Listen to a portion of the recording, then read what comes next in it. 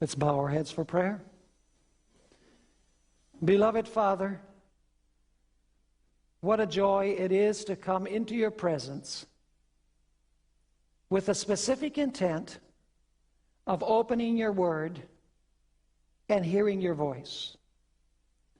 We ask that as we study about Genesis and Revelation's millennium, that your Holy Spirit will be with us to teach us the lessons which will strengthen our faith in these last days.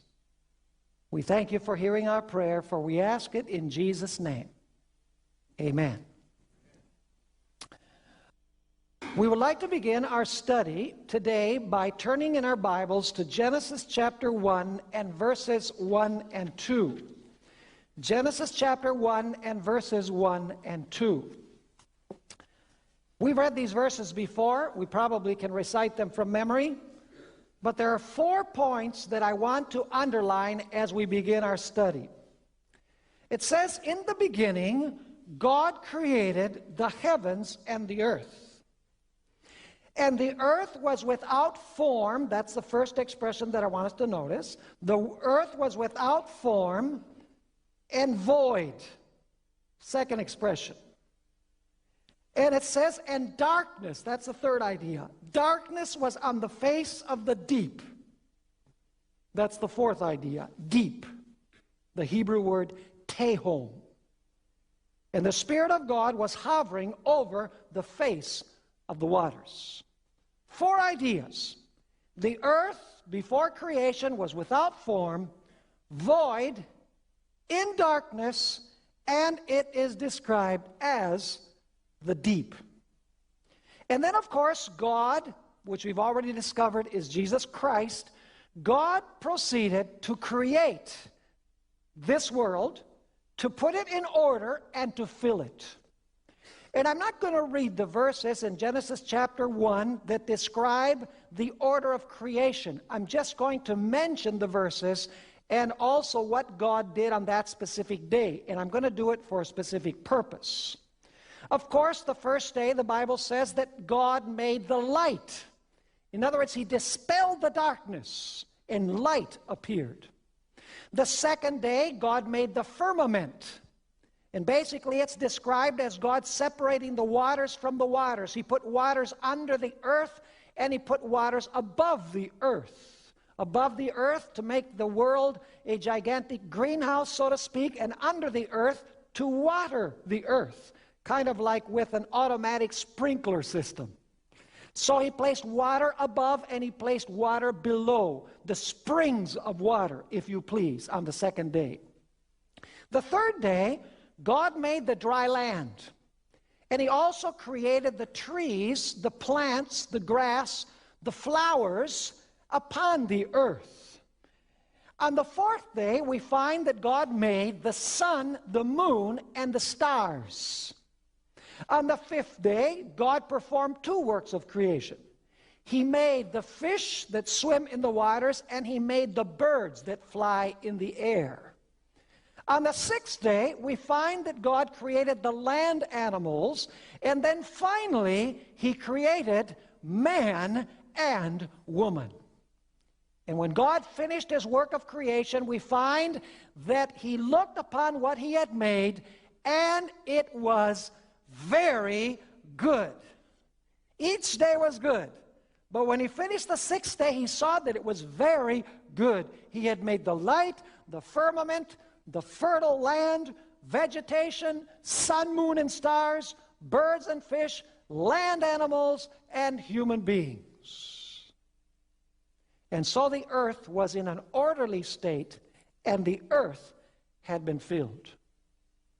Now, the book of Revelation describes 7 devastating plagues which are going to afflict this earth shortly before the second coming of Jesus Christ. Actually, the 7th plague culminates with the second coming of Jesus Christ. And what these plagues are going to do is they are going to reverse creation. They are going to return to the earth to the condition that it was in before God proceeded to put this world in order, before he proceeded to fill it. In other words, the plagues are to be understood as a reversal of creation and a return to primeval chaos or to primeval disorder. Now, I would like us to go in our Bibles to Jeremiah chapter 4, because that's where the condition of the earth is described in consequence of these plagues, in consequence of the second coming of Christ as well. Jeremiah chapter 4 and verse 19. Here Jeremiah is seeing or witnessing an awesome catastrophic event. It says in verse 19, "O my soul, I am pained in my very heart. My heart makes a noise in me. I cannot hold my peace." In other words, his heart is raging. His heart is beating very fast. He says, "Because you have heard, O my soul, the sound of the what? The sound of the trumpet, the alarm of war." So notice that what's making Jeremiah's heart beat in his chest is the fact that he's hearing the sound of the trumpet. He's hearing the alarm of war. Now the question is, what event is Jeremiah witnessing in this verse that we just read? Well, all you have to do is go to the New Testament. And I'll just mention the verses because you know them very well. 1 Thessalonians chapter 4 and verse 16 says that the Lord will descend from heaven with a shout, with the voice of an archangel, and with the what? And with the trumpet of God. 1 Corinthians chapter 15 verses 51 and 52. "Behold, I show you a mystery. We shall not all sleep, but we shall all be changed in a moment, in the twinkling of an eye, at the last what? At the last trumpet." And so what Jeremiah is witnessing here is actually the culmination of the period of the plagues. He's witnessing the second coming of Jesus in power and glory. And by the way, the word war that is used in Jeremiah 4 is found in Revelation 19, which describes the second coming of Jesus. It says that John saw heaven opened, and on a white horse was seated one who wages war in righteousness. And he's coming to punish the inhabitants of the earth, specifically the kings of the earth.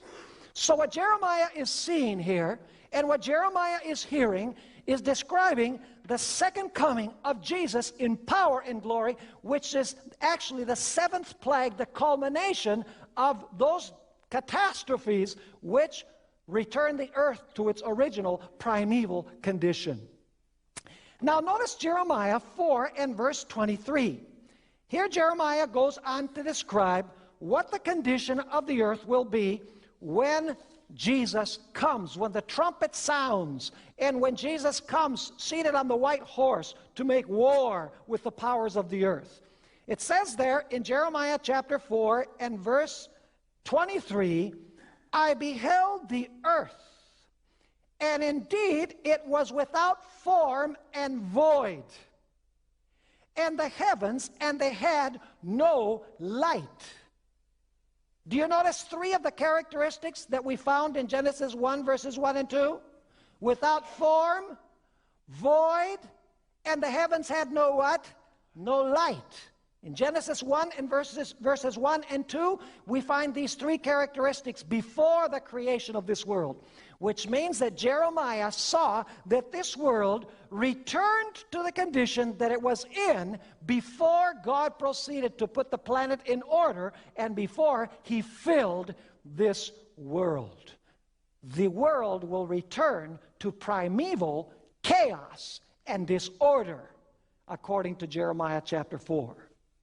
Now, I'd like us to notice, and I'm not going to dwell a long period of time on these because you can read these verses. You've read them before. I'm only going to refer to some of them, but let's go to Revelation chapter 16 and verses 4 and 5. Revelation chapter 16 and verses 4 and 5. What I want to show you is that the seven last plagues, which take place before Jesus comes, actually they culminate when Jesus comes, actually reverse what God made at creation. Now, Jesus made the light on the first day. Is that reversed according to what we just read in Jeremiah 4? The heavens now have no what? no light. And so when Jesus created, there was light. As a result of this cataclysmic event, there is no light. The first day is reversed. Now, what about the springs of water that were created on the second day? Notice Revelation chapter 16 and verses 4 and 5. Then the third angel poured out his bowl on the rivers and springs of water, and they became blood. And I heard the angel of the waters saying, "You are righteous, O Lord, the one who is and who was and who is to come, because you have judged these things." Notice that the springs of water no longer can sustain life. They are turned into blood. No longer can they help the inhabitants of the earth to survive. In other words, to a certain extent, the springs of water are reversed to a condition like they were before creation, when they could not serve the purpose of life. Notice Revelation chapter 16 and verse 20. You remember that on the third day God made the dry land. Actually, this whole earth is going to be turned upside down. Notice chapter 16 and verse 20 of Revelation. It says there, "Then every island fled away." In other words, they go into the depths of the sea. "And the mountains were not" what?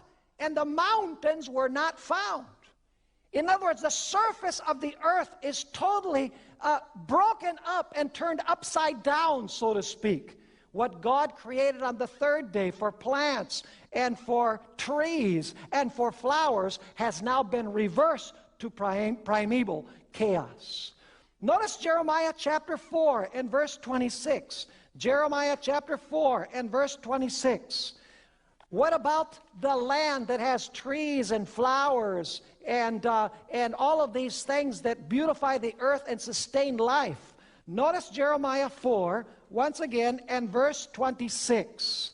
It says there, "I beheld, and indeed the fruitful land was a" what? "A wilderness, and all its cities were broken down at the presence of the Lord by his fierce anger." What happens to the fruitful land, all of the trees that bore fruit? Everything is turned into a vast wilderness. And by the way, the fourth plague explains why. In the fourth plague, the sun scorches the earth with a devastating heat, and all of the vegetation of the earth burns up.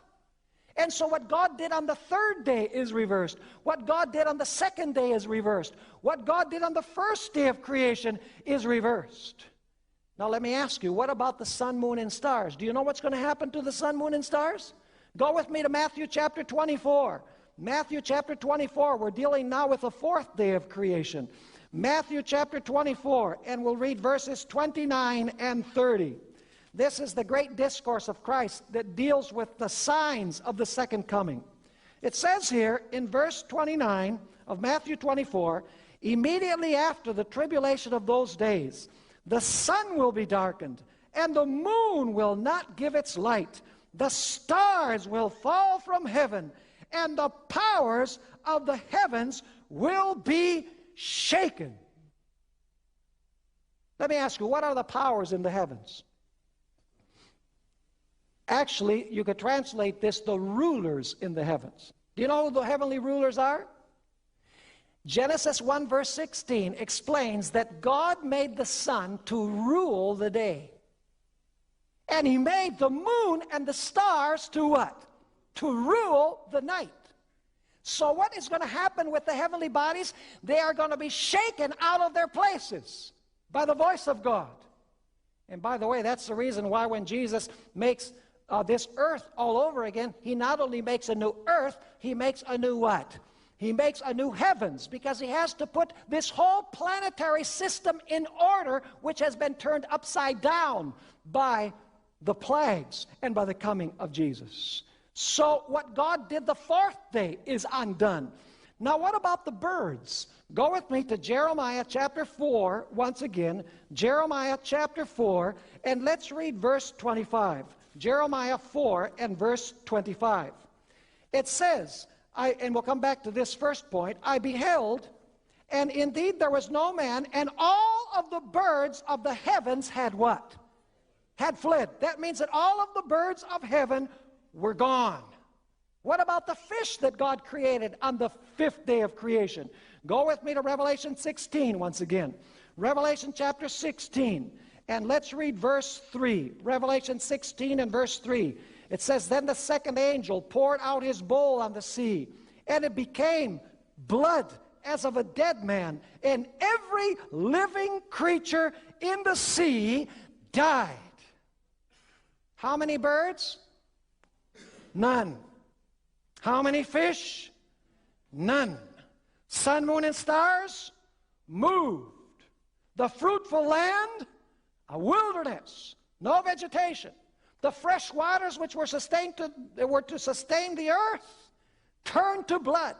The sun which God created the first day no longer by the way, he did make the sun the first day. I'm not misspeaking because I don't have time to explain it, but the sun was there. On the 4th day, what God did was synchronize the sun, moon, and stars so that they would serve for the months and the seasons. But I won't get into that right now. But there was light the first day. And you say, how do we know that? Because there was the evening and the morning of the first day. Now, I'm not going to pursue that any further. What I want you to see is that what was done the first day was actually undone because the planet is in darkness. Now, what about human beings? We just read in Jeremiah chapter 4 in verse 25, it says that he beheld no what? He beheld no man. In other words, there are no human beings on planet Earth anymore. In fact, what's happened with the human beings? Go with me to Jeremiah chapter 25, and there we find the description of what happens when Jesus comes with all of the human beings who are left on planet Earth. It says there in Jeremiah chapter 25 and verse 33, "And at that day the slain of the Lord shall be from one end of the earth even to the other end of the earth. They shall not be lamented or gathered or buried. They shall become refuse on the ground." What's going to happen with all of those human beings who are left on planet Earth? They are going to what? They are going to die, and they're going to be spread all over the surface of the earth from one end of the earth to the other end of the earth. Is it clear in your mind that the plagues and the second coming actually reverse everything that God made during creation week? Let me ask you, how many people are going to be able to live on planet Earth during the millennium? How are they going to eat? How are they going to drink? How are they going to live without light? If the world is reduced to pre-creation disorder and chaos, this earth absolutely cannot sustain what?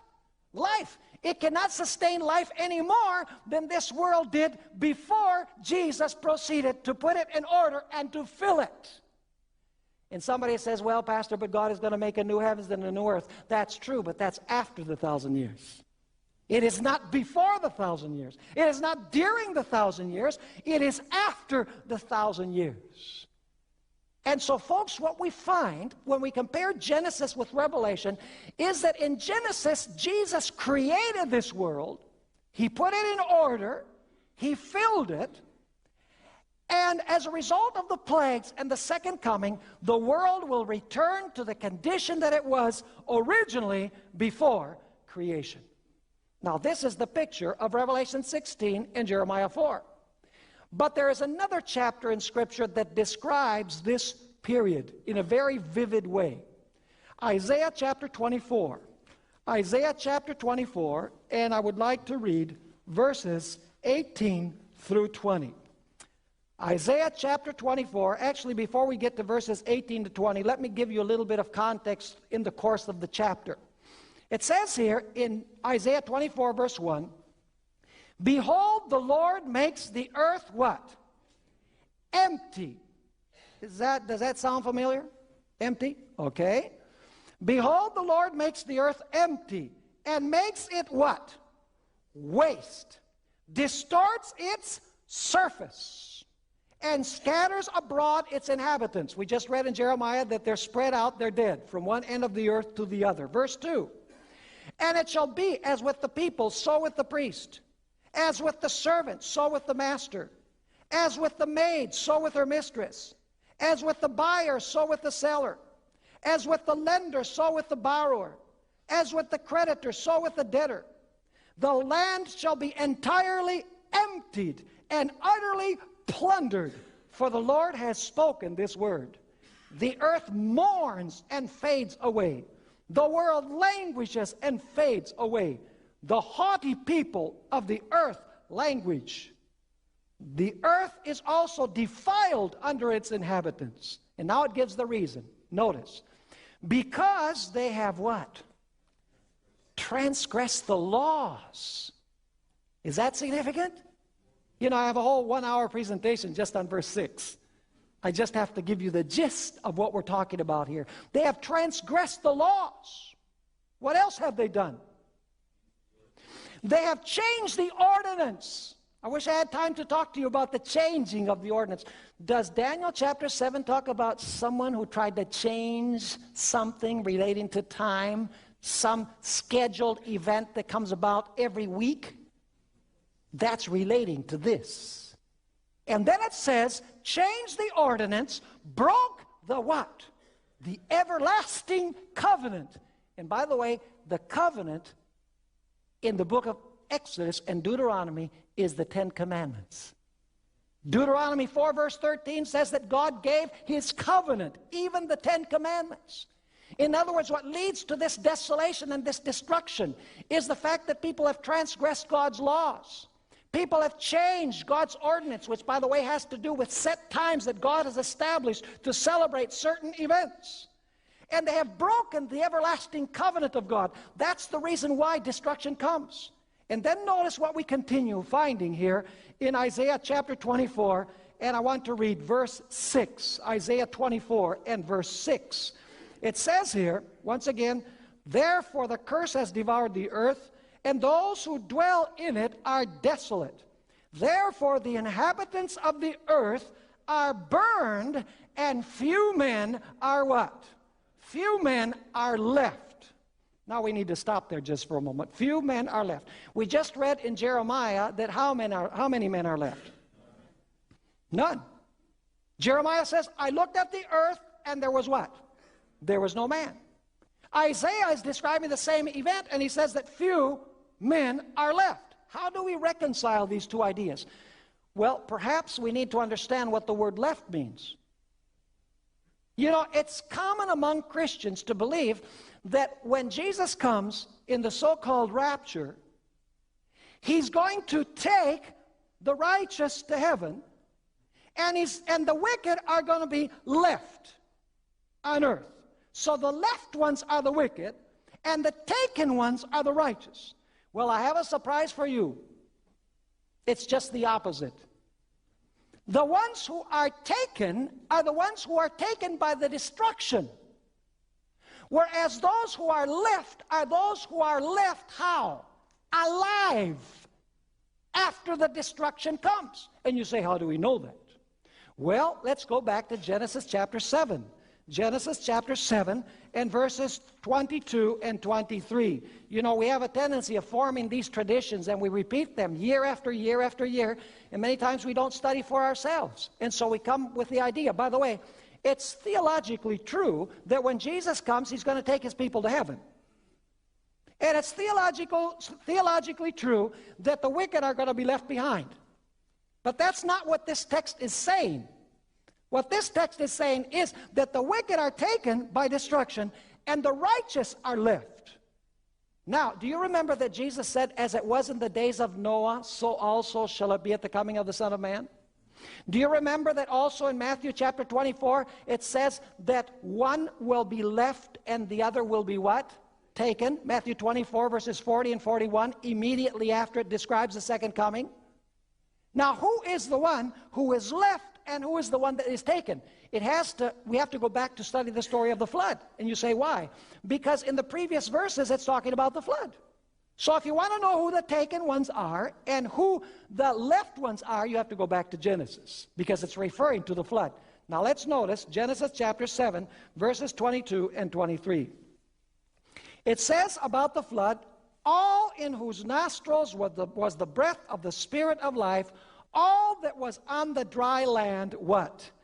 Died. So he destroyed all living things which were on the face of the ground. What did he do? He destroyed, right? Both man and cattle, creeping thing, and the bird of the air. They were destroyed from the earth. Only Noah and those who were with him in the ark remained alive, says the New King James. Now, if you read most modern versions, they'll tell you that only Noah and his family were left. Let me ask you, in the flood, who were the left ones? When the devastating destruction came, who were the only ones who were left? Not the wicked, but the what? But the righteous. And so when Isaiah 24, verse 6 says that few men are left, the few men that are left are not the wicked, because they're dead all over the surface of the earth. It must be whom? It must be the righteous. And by the way, Matthew 24 says that when the flood came, it took them all away. So the ones that are taken away are not the righteous, they are what? They are the wicked. So much for the idea that there's going to be a pre-tribulation rapture, and the ones who are taken are the righteous, and the ones who are left are the unrighteous. You can't derive it from this text. And so the few men that are left is referring to those who survive this cataclysmic event, the 7 last plagues and the second coming of Jesus. They are the ones that we spoke about in our previous lecture. When Jesus comes, seated on his throne, the question is asked, the great day of his wrath is come, and who shall be able to stand? And what is the answer? The answer is the 144,000 spiritual Israelites who are sealed on the forehead, who reflect the character of Jesus, who mirror the character of Jesus. They will be able to what? They will be able to stand. Those are the ones who are left in the midst of the cataclysmic destruction. Now I want to go a little bit more in detail into Isaiah chapter 24. If you'll go back with me to Isaiah 24, we'll jump several verses, and we'll go to verse 18. It says, "And it shall be that he who flees from the noise of the fear shall fall into the pit. And he who comes up from the midst of the pit shall be caught in the snare." Do you see that people are fleeing here? Are you catching that people are fleeing? By the way, in Revelation chapter 6, are people fleeing when the Lamb is seated upon his throne? Do they hide in the caves? Do they beg for the rocks to fall upon them? This is the same event. It says, "For the windows from on high are open, and the foundations of the earth are shaken." The earth is violently broken. The earth is split open. The earth is shaken exceedingly. The earth shall reel to and fro like a drunkard. This is a global earthquake.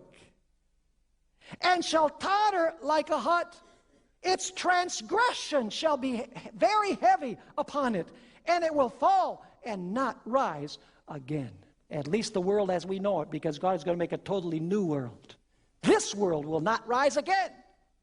And then I want you to notice verse 21. We're going to dedicate the rest of our time to verses 21 to 23.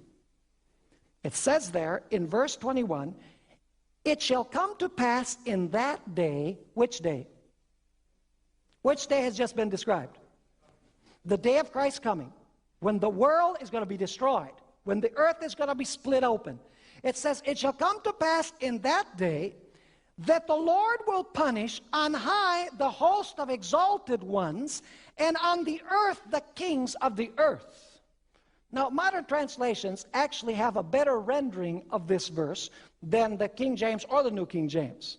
Actually, the best translation I've been able to find is the Revised Standard Version, where it says that God will punish the host of the high ones, or the host of heaven in heaven, and the kings of the earth on earth.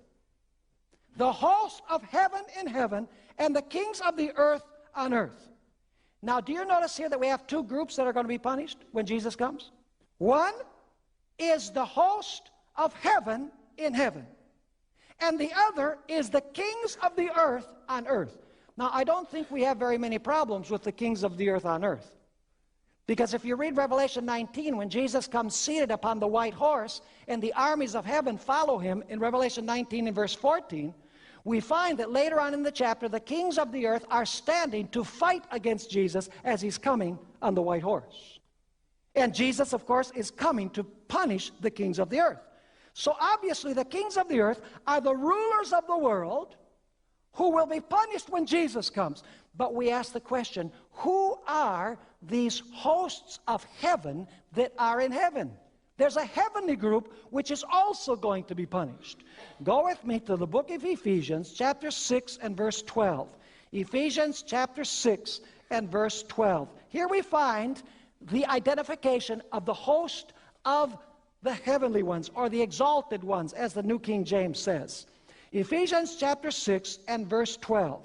For we do not wrestle against flesh and blood. What does that mean, we don't wrestle against flesh and blood? It represents humanity. Hebrews 2 verse 14 says, because the children partook of flesh and blood, he also partook of the same. In other words, flesh and blood means humanity, human beings. So the Apostle Paul is saying, for we do not wrestle against flesh and blood, that is against human beings, but against principalities, against powers, against the rulers of the darkness of this age, against spiritual hosts of wickedness, where? In the heavenly places. So we are not struggling against human beings, we are struggling against powers of wickedness in heavenly places. Let me ask you, who are those powers of wickedness? Ephesians chapter 6 identifies this power as the power of the prince of the air. Satan and his angels are referred to.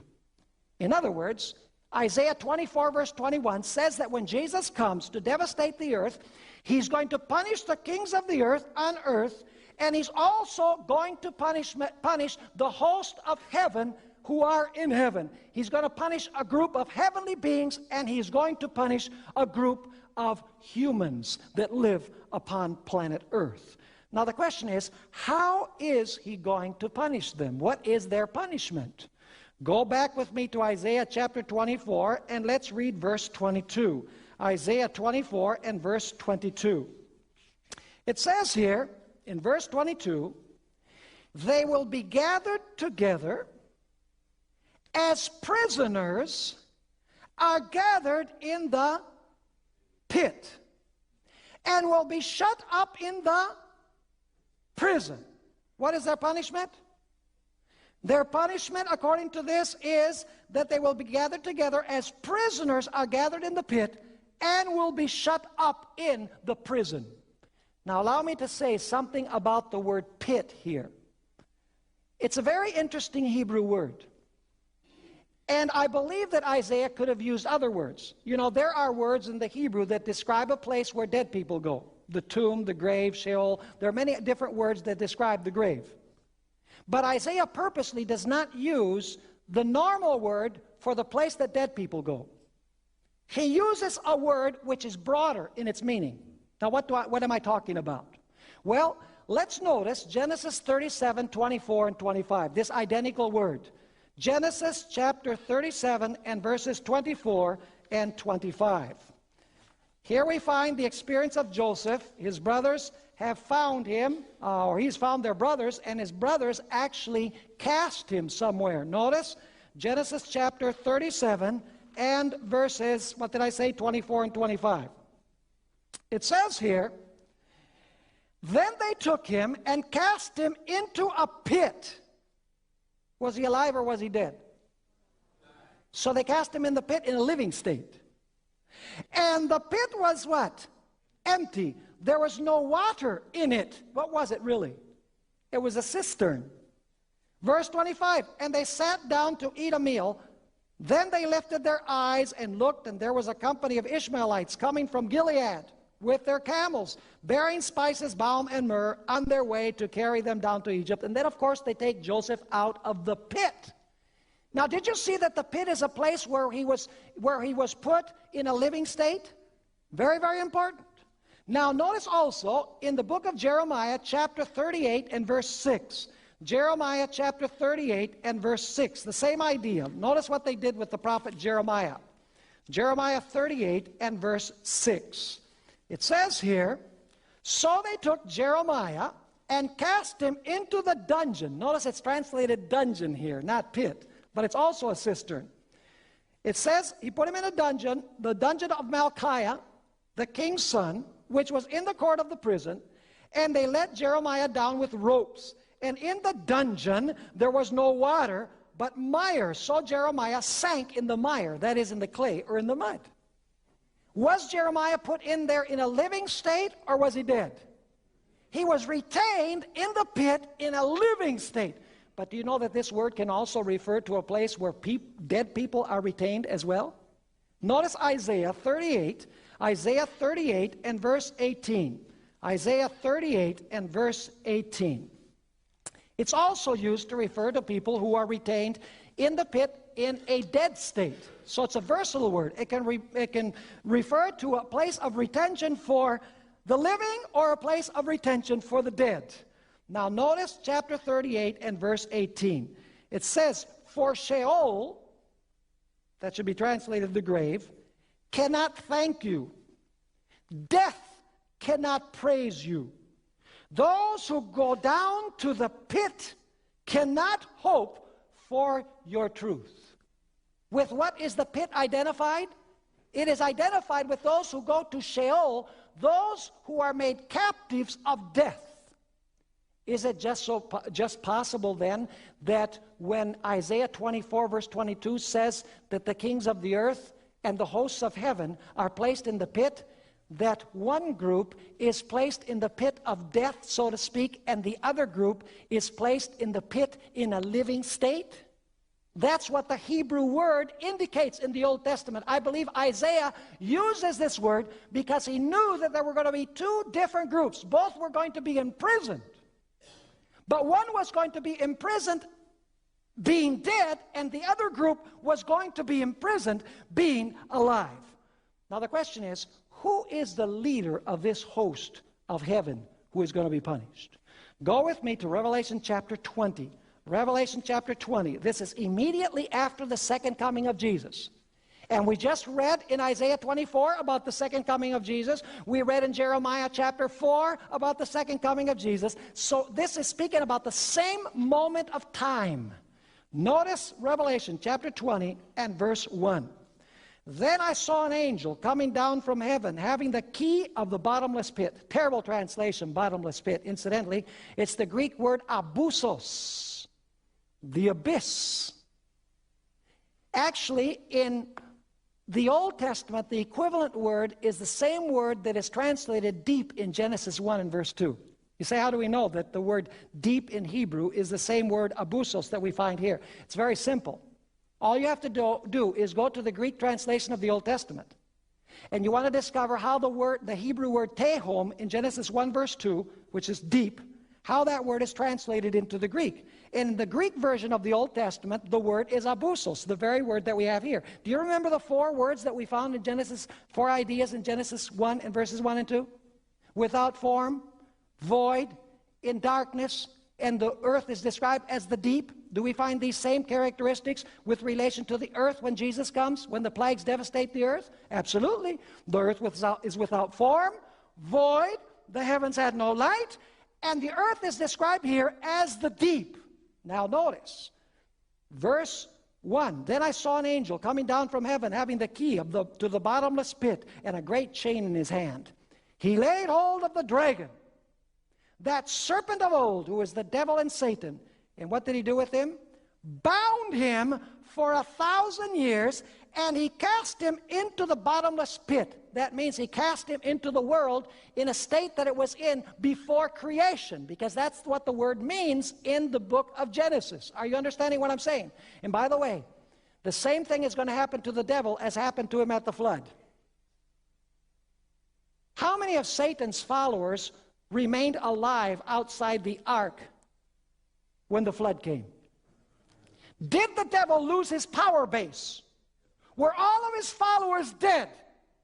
Yes. And the saved were where? In the ark. Is it just possible that during the millennium, all of the followers of Satan are dead? And the only ones who are alive are the righteous? You see, the story of the flood is going to be repeated. As it was in the days of Noah, so also shall it be at the coming of the Son of Man. And you say, well, yes, it says that he has a chain in his hand, and yes, it says that he casts him into the abyss or the bottomless pit or the deep, if you please. And it says that he was shut up, yes, but it doesn't say here that he was cast in prison, like Isaiah 24. Go with me to verse 7.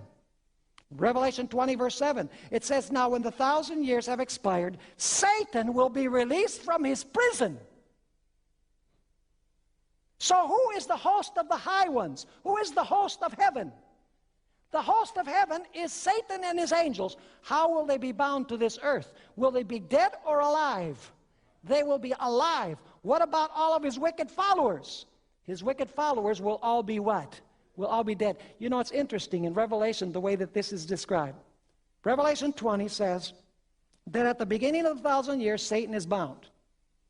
At the end of the 1,000 years, he is unbound. You say, now how do you understand what that means? It's so simple. Where does the power of Satan reside? If he doesn't have people, does he have power? No. And what happens with all of the wicked when Jesus comes? They're dead. So how much power does the devil have? None.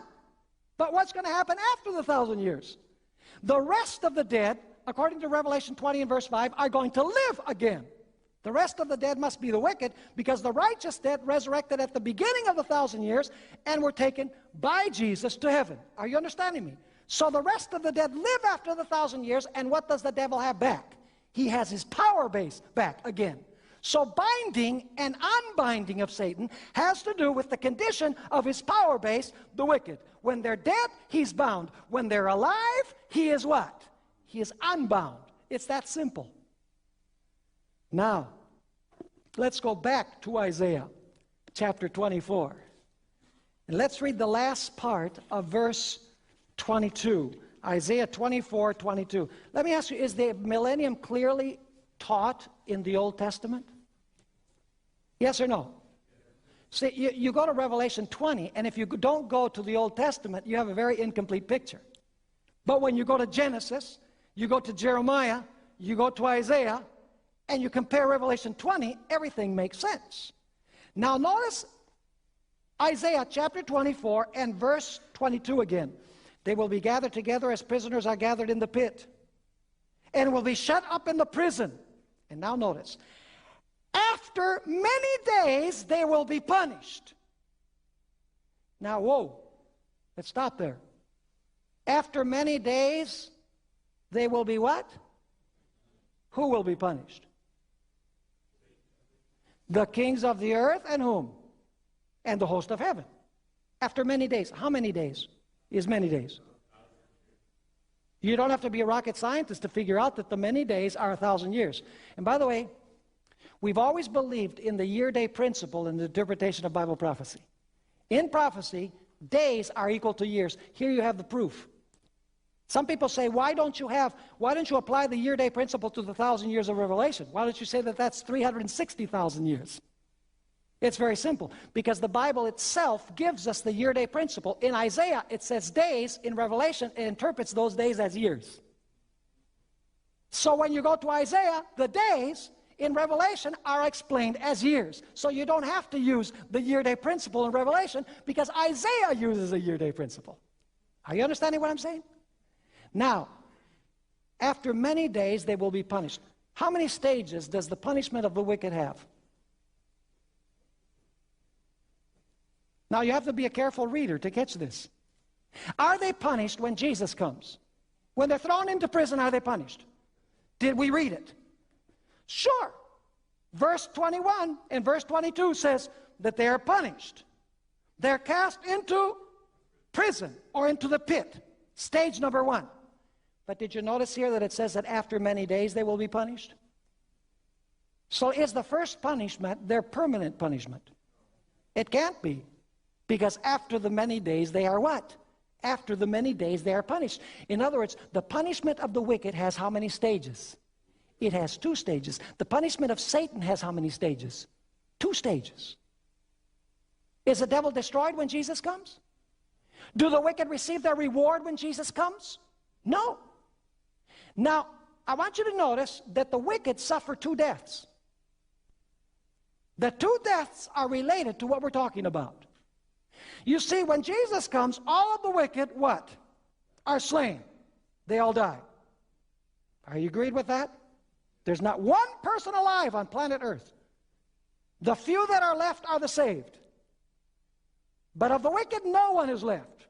They're all dead from one end of the earth to the other end of the earth. So they died, either before Jesus came or at the moment that Jesus came. All of the wicked are dead. Is that their final death? Is that their final punishment for sin? No, because after the 1,000 years, the rest of the dead live again. And then they're judged. According to Revelation 20, verses 11 through 15, they're judged. And then they suffer what the book of Revelation calls what? Second death. You cannot have a second death unless you have a first death. So do you see, this is so simple that when Jesus comes, all of the wicked die. They remain prisoners in the pit, in a dead state for 1,000 years. After the 1,000 years, they come to life again, and then they're punished with second death. Satan and his angels are punished when Jesus comes. They are put in prison in a living state. And after the 1,000 years, they receive their final what?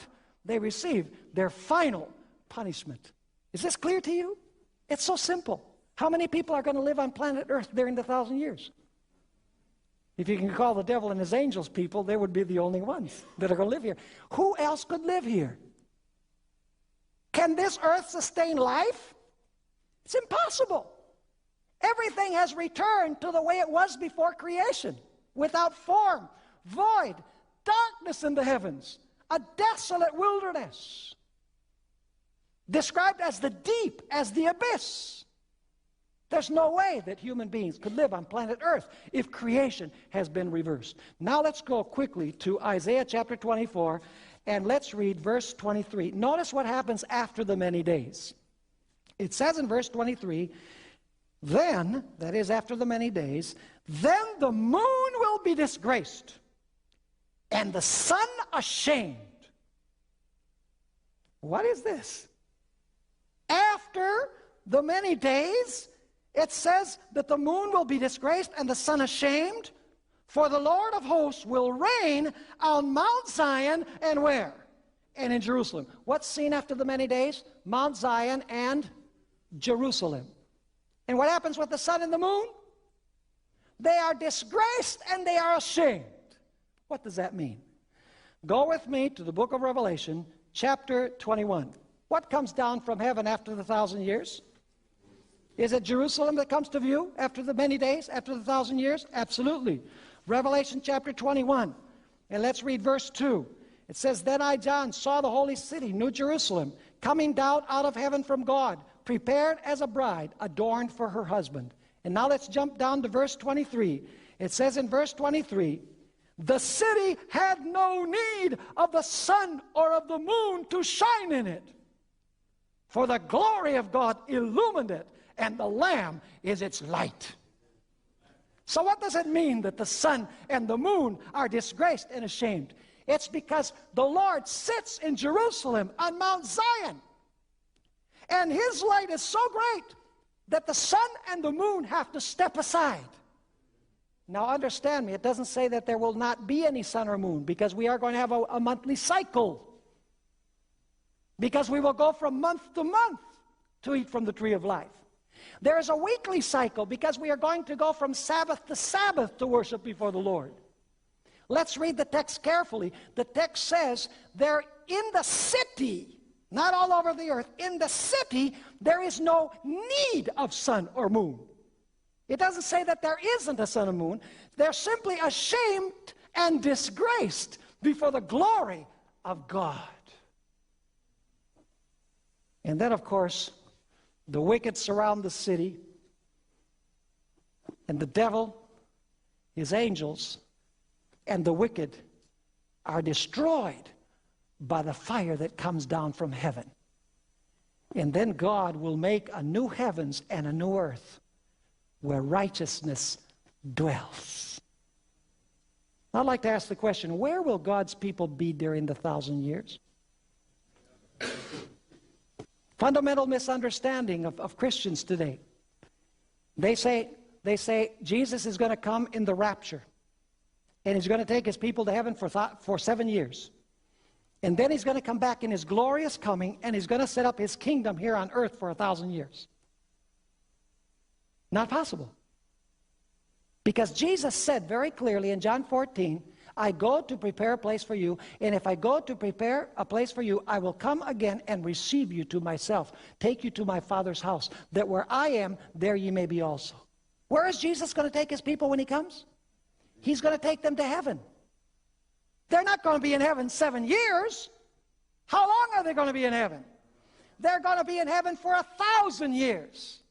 By the way, 1 Thessalonians chapter 4 makes it very clear. The Lord himself will descend from heaven with a shout, with the voice of the archangel and the trumpet of God. And the dead in Christ will rise first. Then we who are alive and remain shall be what? Caught up together with them in the clouds to meet the Lord in the air. Jesus doesn't come all the way down. We are caught up because he's going to take us to the Father's house. Are you following me? By the way, in Matthew chapter 29, in verses 29 to 31, it says that when Jesus comes, he is going to send forth his angels to gather his elect from the four winds of heaven. If he's going to come all the way down to the earth, why bother to send his angels to gather them? The Apostle Paul, in 1 Thessalonians 5, speaks about our gathering together to him. Not him to us, but us to him. In other words, the churches have it wrong when they say that Jesus is going to come in the rapture. His people will be taken to heaven for 7 years. Then he's going to come back to this earth and establish his everlasting kingdom here on earth, beginning with 1,000 years of peace and prosperity.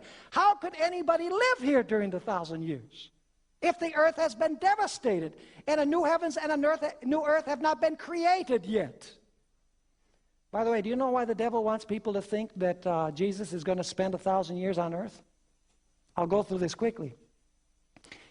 2 Thessalonians 2 says that the devil is going to counterfeit the second coming of Christ. He's going to appear like Christ, like a glorious being. He's going to perform miracles. He's going to speak many of the words that Jesus spoke while he was on earth.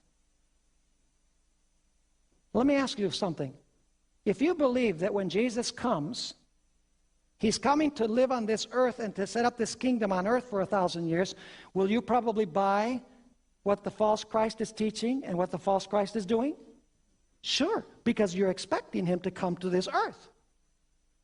But if you know that Jesus is not coming to this earth, at his second coming he remains in the air, then any being who appears walking upon planet earth, speaking the way Jesus spoke, performing the miracles that Jesus performed, you know that it is not Jesus. Because the millennium will not be spent here. The millennium will be spent where? The millennium will be spent in heaven with Jesus. And do you know what we're going to do during the millennium? Go with me to 1 Corinthians chapter 6. It's going to be a working vacation.